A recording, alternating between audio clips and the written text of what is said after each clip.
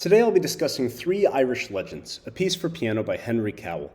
I'll spend a little time with each of the three movements and discuss how Cowell uses new techniques of playing and articulation to create unique sonorities that aid in telling the story of each legend. Henry Cowell began playing the piano as a child in California, and it remained his primary instrument for performance and composition through his life. Largely self-taught as a composer in his early years, he began exploring extended playing techniques and dissonant harmonies as a teenager, gradually honing his individual style as he interacted with other like-minded composers. Perhaps the most famous of his compositional devices is a massive tone cluster played with the entire forearm laid flat across the keys, as he demonstrates in the photo. After training at UC Berkeley, Cowell befriended poet and theosophist scholar John Varian, who fueled Cowell's interest in mythology and folklore. Three Irish legends arose from their collaboration, with Cowell composing musical interpretations of three of Varian's texts.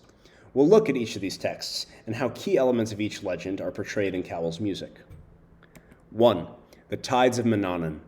Manannan was the god of motion, and long before the creation he sent forth tremendous tides, which swept to and fro through the universe, and rhythmically moved the particles and materials of which the gods were later to make the suns and worlds. Outlined in red is the persistent left-hand figure that represents Manannan's tremendous tides. This is an example of Cowell's tone clusters, notated with stems on either side of the two notes that outline the cluster, again played by the forearm laid flat across the keys. In the extreme low register that these clusters occupy, they create a truly cavernous, otherworldly sound that can't fully be done justice on a recording, representing the power and dimension of Manannan's force.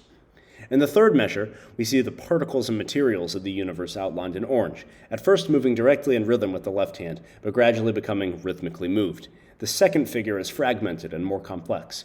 It's important to note that this right-hand melody is still very tonal, representing tradition in a way. The dissonance of the cluster shifts away from providing any given harmony under the melody, but rather becomes more of a sound effect. Let's give it a listen, starting at measure 3.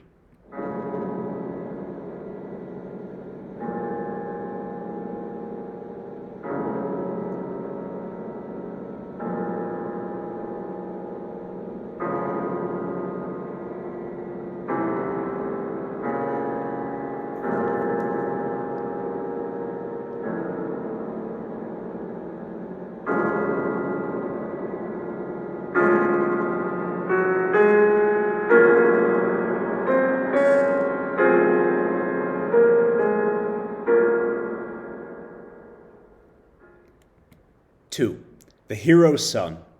The gods created all the suns and sent them out into space. But these suns, instead of lighting the universe, congregated closely together, enjoying each other's society, and the universe was in darkness.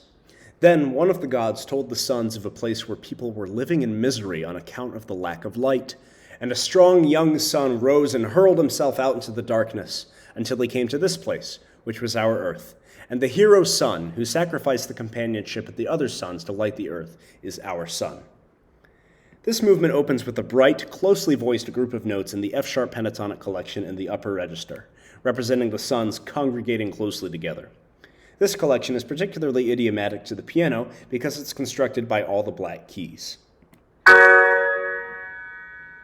Later on, we see the god's description of darkness, with the clusters returning in the low register again to directly outline the tonal melody in the right hand. The minor melody and low register seem to represent the lack of light and misery, with the force and density of the clusters again representing the power of the god.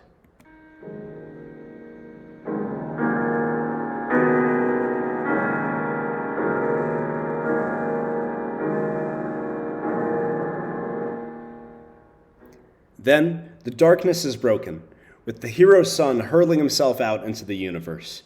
The previously ponderous clusters become youthful, bright, and triumphant in the upper register, distinguishing the sun from its peers on the left hand, again represented by notes in the F-sharp pentatonic collection outlined in green.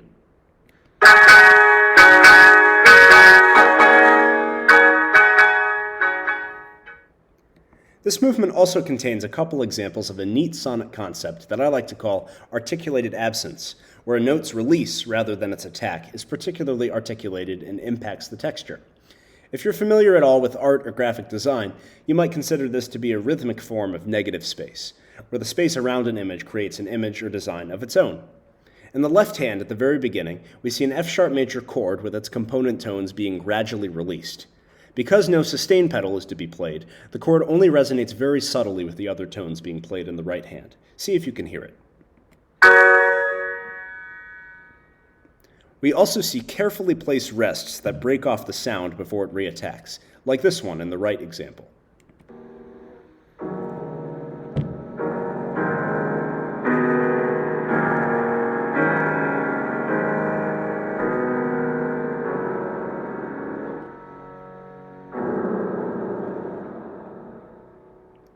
These sonic quirks are subtle, but they contribute to Cowell's palette of new piano sounds that help to shape the supernatural otherworldliness of these pieces.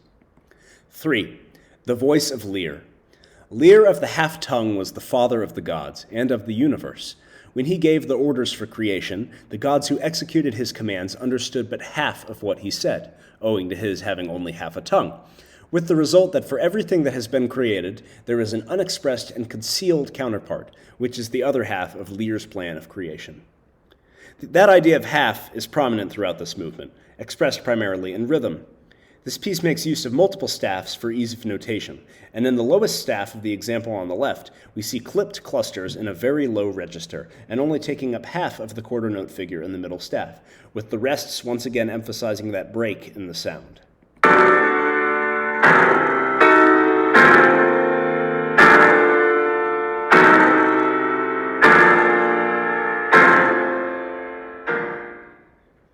On the right, we see the climax of the movement and the core of the story.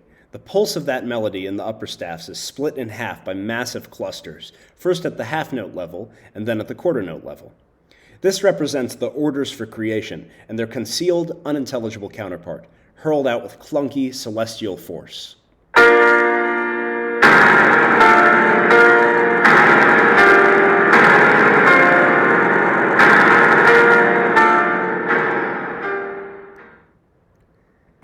In these three movements, we've looked at Henry Cowell's unique sonic exploration that pushes the range of the piano's expressive capabilities. The novelty of these sounds aids the storytelling in a way that suits the audience well. Beyond the details of each particular story, there's a real image of this other world that comes through clearly to the ear, even on the first listen, as opposed to having to dig through a score and analyze it to gain any meaning. To me, what makes this piece so neat is how smoothly Cowell combines the traditional and the contemporary, contrasting the relatively simple tonal melodies reminiscent of the work's traditional Irish roots with new, stunning sonorities representative of his generation's push for understanding and new forms of expression. Thank you for watching, and I hope you enjoyed.